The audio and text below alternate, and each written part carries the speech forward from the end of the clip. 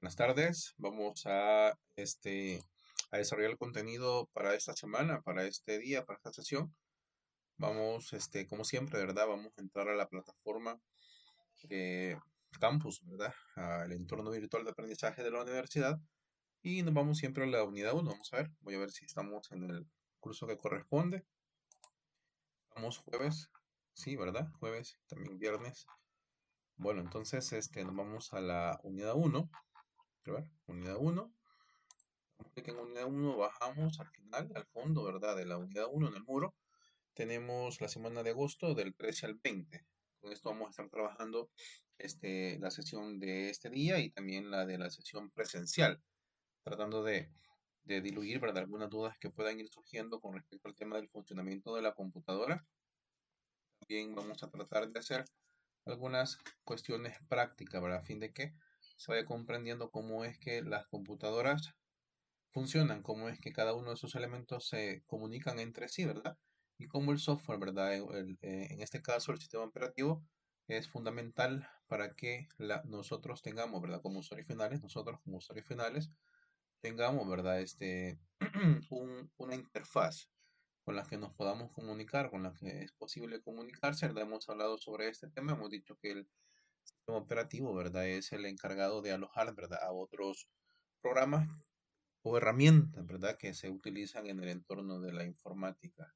Es decir, de que el sistema operativo es un sistema, un programa anfitrión, ¿verdad? Porque dentro de él alberga a diferentes herramientas. Entonces, una computadora, hemos dicho, sin sistema operativo, o un teléfono, sabemos de que el teléfono también, pues, a pesar de que tiene la función o sea, a diferencia de la computadora tradicional, pues únicamente lo que se le agrega la función de poder comunicarse a través de telefonía, ¿verdad? Entonces, también es una computadora y por lo tanto un teléfono sin sistema operativo pues sería solamente un objeto inerte. Entonces, hemos dicho en sesiones anteriores que el software, ¿verdad? Y en este caso el sistema operativo es como el alma de la computadora. También hemos hablado de otras cosas, hemos dicho de que la informática, ¿verdad?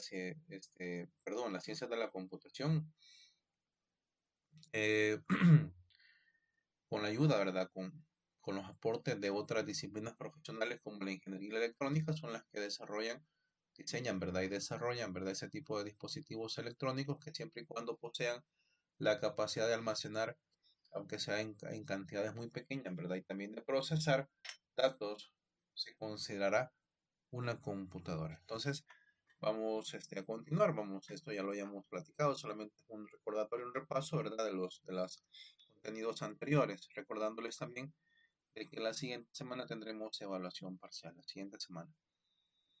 Bueno, entonces vamos a entrar en materia de lo que nos corresponde para esta jornada. Vamos a la plataforma, ¿verdad? Y le damos clic aquí en una página que dice funcionamiento de las computadoras. Voy a leer y la voy a ir explicando, ¿verdad? Como siempre, dice el funcionamiento de las computadoras. Componentes principales de una computadora. Las computadoras están formadas por varios componentes esenciales que trabajan juntos para procesar la información. Estos incluyen, ¿verdad? La unidad de procesamiento central, unidad central de procesamiento, entre paréntesis CPU. Dice que la CPU es el cerebro de la computadora. Es responsable de realizar cálculos, ejecutar instrucciones y gestionar otras partes del sistema. Nosotros tenemos la costumbre, o se nos ha enseñado, ¿verdad? O no sé, o lo hemos aprendido solo de que el CPU es el gabinete de color negro, por lo general, que está junto a la pantalla, ¿sí?, de la computadora. O sea, entendemos el concepto de computadora como el grupo de objetos, ¿verdad? Incluyendo el teclado, mouse. En este caso que nosotros le denominamos CPU, el gabinete, y también el monitor de la computadora. Entonces decimos que es la computadora. Pero le decimos específicamente CPU a ese gabinete, ¿verdad? Donde están instalados los diferentes componentes de la computadora, los componentes electrónicos. Entonces, aquí la teoría nos está diciendo que realmente ese no es el CPU. El CPU es una pieza específica, ¿verdad?, que se instala dentro de la computadora, o sea, parte de los componentes de la computadora está, ya vamos a ver esos conceptos más adelantito, está dentro de la tarjeta madre, por así decirlo, madre porque es la que alberga, ¿verdad?, todo ese montón de de componentes que se pueden instalar dentro de la computadora, aparte de los componentes básicos que los vamos a tratar de detallar en esta jornada. Pero entonces el CPU es una pequeña pieza, ¿verdad? Que más o menos tiene unos 4 centímetros, dependiendo de su modelo, perdón, unos 4 centímetros por cada lado, o sea, es un cuadrado. Y es una pastilla de silicio, ¿verdad? Entonces, o sea, es una pieza recubierta como que si fuera un plástico fuerte, un plástico resistente, ¿verdad? En el interior, como lo veíamos en la sesión anterior que hablábamos sobre las generaciones de la computadora, que está compuesto o que tiene en su interior millones de transistores, ¿verdad? Veíamos en la sesión anterior, en la presentación que está en el tema anterior, de que los transistores fueron los que dieron dando paso, ¿verdad?, al desarrollo de las computadoras, y en cada etapa o en cada generación se ve como estos van transformándose, ¿verdad?, o cambiando sus dimensiones mórficas, ¿verdad?, su tamaño, hasta ser posible este, poder almacenar, ¿verdad?, o poder poseer millones de transistores dentro de una pieza tan pequeña. Entonces, ese es el CPU y significa, o son sus siglas, ¿verdad?, de unidad central de procesamiento, y que se define, ¿verdad?, como el cerebro de la computadora.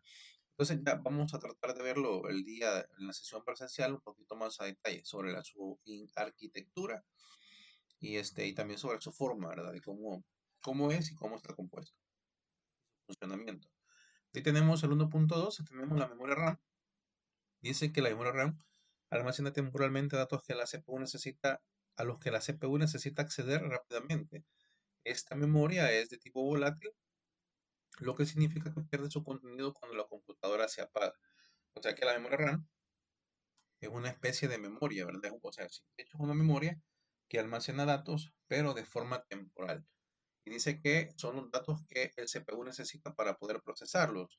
Recordamos en las sesiones anteriores hemos dicho de que las computadoras, en específico, ¿verdad? El CPU, lo que procesa es un dato. Bueno, procesa datos, pero que los tipos de procesos que puede realizar son tipos aritméticos, ¿verdad? Y tipos lógicos. Entonces, obviamente, cuando usted está haciendo una operación matemática, tiene procedimientos, ¿verdad? Tiene valores por ahí, ¿verdad? Que cuando nosotros estamos haciendo un ejercicio, ¿verdad? En un papel, que son datos que pueden verse hasta dispersos si nosotros no los ordenamos, ¿verdad? Cuando estamos haciendo un cálculo, el cálculo nos da un valor, ese valor lo tenemos que recordar para poder procesar. Entonces, algo similar es lo que hace el CPU.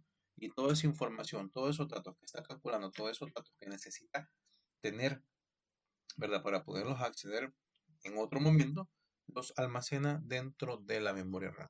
Y dice que esta memoria es de tipo volátil, o sea, de que cuando la memoria está energizada, posee, o sea, cuando está o posee energía, una alimentación de energía, esta mantiene los datos, pero cuando esa información, esa energía es interrumpida, entonces los datos que están almacenados se eliminan. Por eso es de que cuando la computadora se apaga, los datos, ¿verdad? Se eliminan. Cuando usted, me imagino, de hecho sí, ¿verdad? Todo se nos ha congelado la computadora alguna vez. Entonces, cuando se congela, lo que nosotros hacemos, ¿verdad? De manera práctica es apagarla. Y si no se apaga, yo qué sé, yo sé que algunos o muchos, ¿verdad? Ya habrán hecho eso de quitarle la alimentación de energía. Entonces la computadora se apaga de forma inesperada, o sea, se apaga y cuando usted la enciende, la computadora vuelve a funcionar de forma normal. ¿Por qué?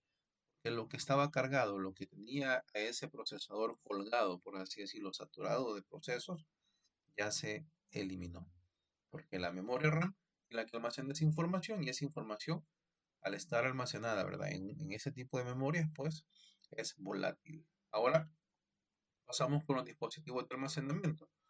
Dice que los dispositivos de almacenamiento, en esto se incluyen los discos duros, ¿verdad? Los discos lógicos, los tradicionales, ¿verdad? Los que en las generaciones anteriores han estado presentes en las computadoras, y los SSD, que siempre son discos duros, por así decirlo, pero unidades de almacenamiento que tienen grandes propiedades, ¿verdad? O sea, grandes capacidades para almacenar, pero la diferencia es de que estos son meramente electrónicos, es decir, de que ya no poseen el mecanismo lógico, el mecanismo que traían los discos anteriores, los discos lógicos, ¿verdad? Que como estamos viendo ahí en la fotografía, aunque está un poquito pequeña, pero se logra visualizar, ¿verdad? Que a un lado tenemos un disco duro, un HDD, que significa Hard Disk Drive, y tenemos a la par un SSD.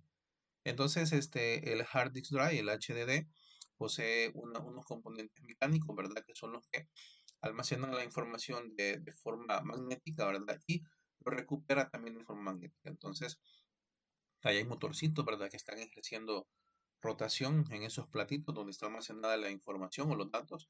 También hay una agujita, ¿verdad? Que también tiene su motorcito que se desplaza sobre ese plato o sobre ese disco para poder recuperar los datos que nosotros necesitamos, almacenarlos y recuperarlos, ¿verdad? A diferencia, ¿verdad? El disco de tipo SSD no posee ese mecanismo, entonces este tipo de disco, ¿verdad? Tiene, en lugar de tener ese tipo de mecanismo, tiene pequeñas tarjetitas, ¿verdad? Pequeños chips de memoria instalados, ¿verdad? En una placa y eso es lo que almacena los datos. O sea, la información va directamente a un chip, ¿sí? A un chip de memoria. Que es parecido, ¿verdad? A los chips de la memoria RAM, solamente que estos no son RAM, sino que son de tipo ROM, ¿verdad? O sea, son de solo, bueno, son de lectura y escritura. Y vamos a ver eso, ¿verdad? El concepto de RAM y ROM también, pero en el caso de los discos SSD, los chips que traen instalado podrían compararse, ¿verdad? Con los chips de las memorias USB. Si alguien ha abierto una memoria USB, verá de que en su interior, ¿verdad? Aparte de la carcasa, ¿verdad? De su cobertura, ¿verdad? Posee una especie o un pequeño chip, ¿verdad? Que es el que almacena los datos que nosotros necesitamos guardar y recuperar, ¿verdad? Entonces, el funcionamiento es completamente diferente. Algunas de las ventajas, ¿verdad? De utilizar un disco duro de tipo SSD sobre uno de tipo lógico o un hard disk drive es de que no le afectan los movimientos o los golpes, ¿verdad? O sea, obviamente un golpe directo sí le va a afectar, pero me refiero cuando nosotros tenemos una laptop, ¿verdad? Y simplemente por el hecho de que es una computadora que se puede transportar, pensamos que se puede transportar cuando esta está encendida. Y el problema es de que cuando las computadoras poseen un disco de ese tipo, un disco lógico, o sea, que posee ese mecanismo, o sea, es sensible a los movimientos. Si usted hace un movimiento brusco, si usted la transporta, ¿verdad? Y no sé si la computadora se mueve en cualquier dirección, entonces esa inercia es transmitida al mecanismo del disco duro. El disco duro podría sufrir algún tipo de daño. Es por eso que a veces las laptops, ¿verdad? Por lo general pasa bastante en las laptops, de que las laptops se comienzan a poner lentas de repente, comienzan a tardarse mucho para encender, ¿verdad? O solamente se ve el logo ahí que está cargando de Windows o el sistema operativo que tengamos instalado, le damos doble clic en una aplicación y esa tarda en encender es porque el disco ya va, se le van generando algún tipo de daños dentro de los sectores de las pistas, ¿verdad? Sectores y pistas del platito donde almacena la información o incluso, ¿verdad? Ese daño puede estar también en la aguja que recupera la información. ¿Por qué? Porque ha recibido algún tipo de golpes o en los movimientos daña también cuando se mueve o cuando se apaga. También esto pasa cuando la computadora se apaga de forma forzosa, de forma forzada. Lo que estaba leyendo la aguja puede sufrir algún tipo de modificación y cuando la computadora vuelve a encender, el dato ya no es el mismo. Entonces ha sufrido una modificación, por lo tanto deja de funcionar esa aplicación o ese servicio, ¿verdad? De la computadora o del sistema operativo que necesita ejecutar para poder funcionar. Y es por eso que las computadoras se ponen lentas muchas veces. Entonces, ese es algo que no pasa, ¿verdad? Con los discos de estado sólido o los SSD, ya que al no poseer ese mecanismo, pues no le afecta ningún tipo de movimiento. Y entonces sí, es posible, ¿verdad? Poder movilizar la computadora cuando ésta está encendida, sin sufrir ningún daño, ¿verdad? Bueno, entonces de ahí pasamos con el concepto de la placa base o de la motherboard en inglés, placa madre, ¿verdad? Dice que la placa base digamos, la placa donde está conectada o la base donde se conectan todos los componentes de la computadora, permitiendo la comunicación entre ellos. Por ahí hay una imagen, tal vez al hacerla grande, al hacerla zoom, se puede leer cada uno de los componentes, ¿verdad? Acá en la paginita aquí se ve un poquito pequeña, si no ustedes pueden googlear, ¿verdad? Buscar en Google una placa base, una motherboard y verán con mayor definición, ¿verdad? Imágenes y cada una de sus partes. Entonces, es en esta placa base que se instalan los objetos o los, las cuestiones, ¿verdad? Los componentes de los que estamos hablando, como el CPU, se instala ahí. En la placa base también las memorias RAM, que serían las memorias que almacenan la información de forma temporal. El disco duro también, ¿verdad? Tiene su interfaz de conexión ahí en la placa base y esto es lo que hace funcionar o lo que hace o que permite la comunicación entre esos dispositivos para que nosotros podamos ejecutar un sistema operativo y otras herramientas dentro de la computadora personal. Entonces ahí está la placa base también. Ahí vamos a ver otros elementos posterior en la clase presencial. Vamos a tratar de abordar, ¿verdad? Algunas características de las placas base. De ahí pasamos con el funcionamiento de los sistemas operativos. Como les decía al principio, los objetos electrónicos, ¿verdad? Estos objetos electrónicos de los que estamos hablando, que se denominan computadoras, necesitan de un software, ¿verdad? Sí, principalmente de un sistema operativo, ya que este es el software principal que permiten la instalación de otro software. O sea que si no tenemos un sistema operativo no podemos tener ningún otro programa instalado. Entonces, les decía, les he dicho en otras sesiones de que es esta, ¿verdad? Aplicación o este software, el sistema operativo, ¿verdad? Como tal, el que permite la interacción o que crea la interfaz para poder comunicarnos con los componentes de la computadora. Les ponía varias veces en las sesiones anteriores, les he hablado sobre unos ejemplos, les hablaba sobre las impresoras multifuncionales, de que estas al tener múltiples funciones, como su nombre lo expresa, ¿verdad? Necesitan de una interfaz, necesitan de un sistema operativo que nos permite o nos provee de una interfaz en la que nosotros podemos elegir el tipo de función que deseamos desarrollar, ¿verdad? Si nosotros podemos decidir si necesitamos hacer una, ¿qué? Podemos hacer una impresión, ¿sí? Extraer, o sea, un documento que hayamos elaborado en la computadora, o podemos tal vez hacer una copia, ¿verdad? De un documento, o podríamos también hacer un escaneo. Entonces, ahí la impresora, ¿verdad? En su sistema operativo muestra esas opciones. Nosotros solamente las seleccionamos, a pesar de que estas opciones muchas veces no sean tan digitales, ¿verdad? Tan así, tan interactivas. Pueden ser un par de botones, pero esos botones ya están preconfigurados para que cuando nosotros presionemos o seleccionemos esas opciones, la computadora haga cierta función, perdón, en este caso la impresora haga cierta función. Entonces el ejemplo para mí más práctico, ¿verdad? De cómo explicar, ¿verdad? La función de un sistema operativo. Es decir, de que el sistema operativo le da vida a ese objeto electrónico y nos permite interactuar con sus componentes. Entonces dice que el sistema operativo es el software que gestiona los recursos de hardware y proporciona los servicios a programas de aplicación. Gestión de procesos, dice, el sistema operativo gestiona la ejecución de los programas, permitiendo que varios procesos se ejecuten simultáneamente, por ahí el famoso concepto o término de multitarea, ¿verdad? Entonces, el sistema operativo el que se encarga de hacer ese proceso de pila, ¿verdad? O de filas, como le queramos llamar, y que le va dando salida a cada una de las instrucciones que nosotros vamos ejecutando en la interfaz. Le manda, o sea, se encarga de dosificar, por así decir, esas peticiones al CPU para que éste sea capaz de poder realizar los procesos que se le solicitan. Por ahí hay toda una teoría sobre las pilas, ¿verdad? Sobre todo este tema, pero no vamos a entrar en detalle porque ya es un poco más específico, ¿verdad? De ahí pasamos con la gestión de la memoria, que sería una de las funciones también de los sistemas operativos. Dice que el sistema operativo asigna y gestiona la memoria utilizada por los procesos en ejecución. Lo decíamos antes, ¿verdad?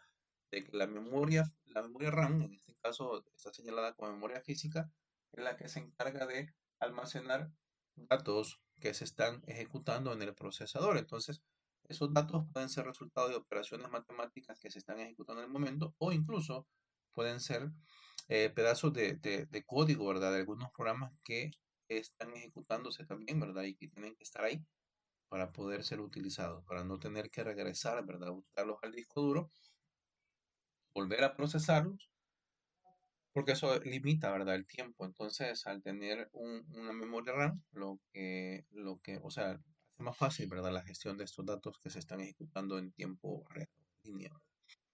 De ahí por ahí aparece también una memoria virtual. Esto se ve bastante en los teléfonos modernos, en los teléfonos. No me refiero a los teléfonos caros, ¿verdad? Sino que a los teléfonos de estos tiempos, ¿verdad?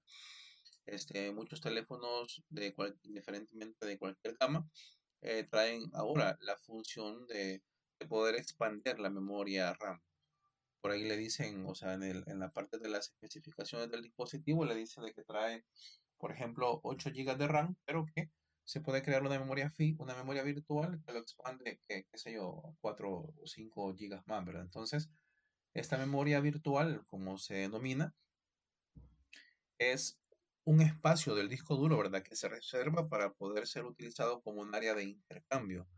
En el caso de que la memoria física, o sea, la memoria RAM se sature, o sea, llegue a su tope, se llene, ¿verdad? Su capacidad, el sistema operativo envía parte de esa información o de esos datos a ese espacio que se ha reservado. Entonces, es lo que hace, o digamos como que lo manda a coolar, o sea, lo tiene por ahí en lugar de estárselo, de mandárselo de nuevo, o sea, al saber de que ya está saturada la memoria RAM, lo que hace es guardarlo en este espacio de intercambio y cuando la memoria RAM se libera, entonces lo vuelve a traer, ¿verdad? Para poder tenerlo donde corresponde. Entonces, más o menos, ¿verdad? Eso a lo que se refiere a la memoria física y memoria virtual. Y como les decía, en los teléfonos celulares he visto presente ese tipo de funciones hoy en día, ¿verdad?